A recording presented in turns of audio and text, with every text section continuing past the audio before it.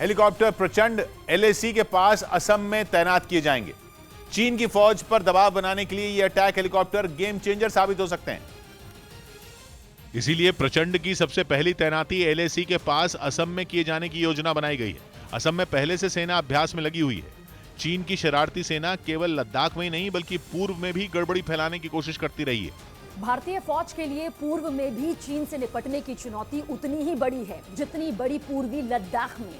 इसीलिए पिछले कुछ दिनों से भारतीय फौज लगातार असम में मीसामारी नाम की जगह पर अभ्यास करने में लगी है। एलएसी से असम के मीसामारी की दूरी करीब 250 किलोमीटर से ज्यादा नहीं है। यह ऐसी दूरी है जिसे भारत के सुखोई 30 MKI और रफाल जैसे फाइटर जेट मिनटों में तय कर सकते हैं। एलएसी के पास पूर्व में भी कुदरती तौर पर हालात बेहद मुश्किल हैं, लेकिन भारत के साथ अच्छी बात यह है कि इन हालात में लड़ने का भारतीय फौज को तगड़ा अनुभव है। ऊपर से प्रचंड जैसा अटैक हेलीकॉप्टर भारतीय फौज की ताकत को और भी ज्यादा बढ़ा देगा, क्योंकि भारतीय सेना को मिलने वाला यह पहला अटैक हेलीकॉप्टर है। पूरी तरह भारत में बना यह हेलीकॉप्टर भारतीय फौज की जरूरतों को ध्यान में रखते हुए तैयार किया गया है। इसमें एक 20 किलोमीटर चौड़ी गोली चलाने वाली एक गन लगी है और माफ कीजिएगा 20 मिलीमीटर चौड़ी गोली चलाने वाली एक गन लगी है और 70 मिलीमीटर चौड़े रॉकेट दागने वाले एक लॉन्चर भी लगा हुआ है। इस तरह के हथियार किसी भी अटैक हेलीकॉप्टर को बेहद घातक बना देते हैं। इसके अलावा इसमें anti tank guided missile Helina भी लगी है।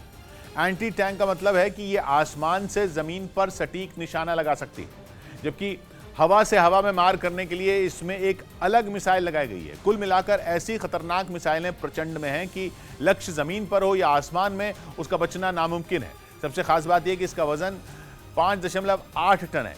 ये किसी भी दूसरे हेलीकॉप्टर के मुकाबले काफी कम है। हल्का होना ही इसकी सबसे बड़ी खासियत है, जिसकी वजह से ये ज्यादा ऊंचाई तक उड़ान भर सकता है, वो भी अपनी पूरी रफ्तार के साथ, वो भी तब जब उस पर सारे हथियार तैनात हों।